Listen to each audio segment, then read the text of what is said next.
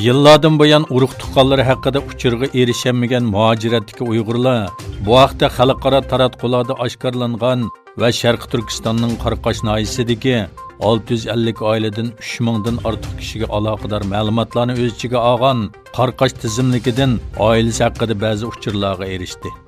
Shulardan biri Turkiyada yashaydigan va 3 farzandi bo'lgan Ro'znisa Mattoqti bo'lib, u Qaraqosh tizimligidagi 597 nomerli hujjatdan 3 yildan buyon aloqalashamagan ojisi Ro'zniyaz Mattoqtining sababsiz 10 yillik kesilganligini, 358 nomerli hujjatdan bo'lsa, sanglisi Fatem Mattoqtining 2 dan ortiq farzand ko'rganligi bahonasi bilan 2018 yili 8 martda Qaraqoshdagi 4 nomerli jazo lageriga qamalganligini bilgan. Lekin Xitoy Tashqi ishlar ministri Wang Yi oldingi hafta Myunxenda o'tkazilgan bexatarlik yig'inida Sharq Turkistonda yig'ilish lagerlari yo'qligini, xalqning Xitoy Kompartiyasining himoyasida baxtli yashayotganligini aytgan edi. Holbuki o'ttirg'i chiqarilgan hujjatlar va tirik shohidlarning guvohligi Xitoyning Uyg'urlar masalasida xalqaroga yolg'on so'zlayotganligini yana bir qatim oshkorladi.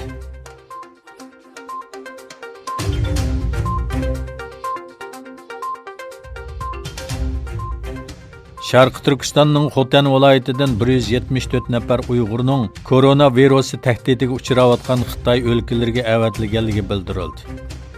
Xitoyda Wuhan boshchiligida nurg'un shaharlarda virus andisi sababli ko'chaga chiqish cheklangan bir paytda Xotandagi yerlik doiralar 174 Uyg'urning 22 fevralda maxsus aeroplan bilan Xitoyning Xunan o'lkasi Changsha shahriga 5 amgak kuchi nomida avatilganligini, oy oxirigacha yana 300 kishining avatilganligini e'lon qildi.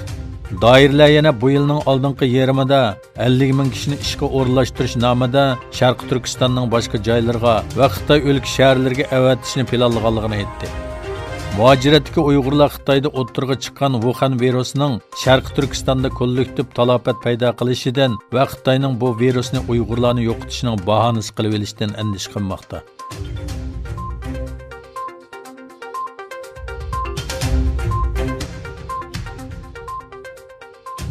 Eronda koronavirus sababli o'lganlar soni 8 ga yetdi. Turkiya Eron chegarasini taqaganligini e'lon qildi. Turkiyadan boshqa Iroq, Pokiston, Turkmeniston, Kuvayt va Saudiya Arabistonmi Eron chegarasini taqagan edi. Turkiya Sahiyya ministri Koja tunugungacha Eronda 43 kishining yo'qomlanganligini, 8 kishining o'lganligini aytdi. Koronavirusining Isroiliya va Liviyada o'ttirg'i chiqishi bilan tunugungacha jami 32 davlatda 78442 kishining bu virus bilan yo'qomilinib, 2464 kishining hayotidan ayrilganligini e'lon qildi.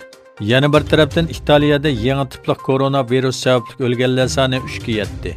Ommaviy mudofaa mudiri Borelli axborot e'lon qilish yig'inida koronavirusining hozirgacha Italiyada 152 kishiga yo'qolganligini, ulardan 3 nafarning o'lganligini bildirdi.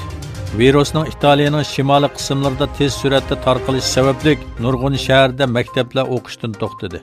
Nurg'un cherkovlar taqaldi. Venetsiya karnaval bayrami koronavirus sababli amaldan qoldirildi.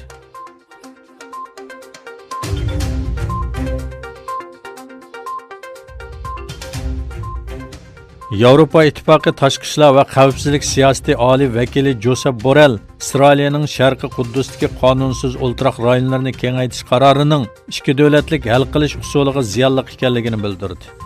Bu haqda yozma bayonot e'lon qilgan Borrell, Isroiliyaning Sharqi Quddusdagi Gevat Hamatus va Harhoma rayonidagi yangi o'ltiraq rayon qurish qarorining Quddus va Baytul Halim orasidagi jo'grafiyalik butunlikni yo'qotadiganligini ta'kidladi. İsrailiya bosh ministri Netanyahu Sharqi Quddusdagi ikki qonunsiz Yahudi o'ltiraq rayoniga 5200 yangi bino qurilganligini e'lon qilgan edi.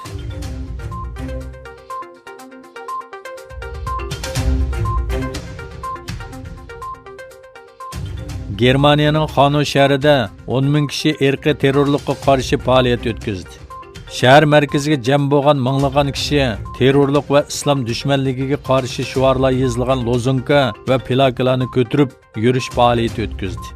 nurg'un ommaviy tashkilotlarning qo'llashiga erishgan faoliyatga hujumda qazo qilganlarning oilalari Germaniyaning boshqa shaharlaridan, Yevropa va Turkiyadan kelganlar ishtirok qildi.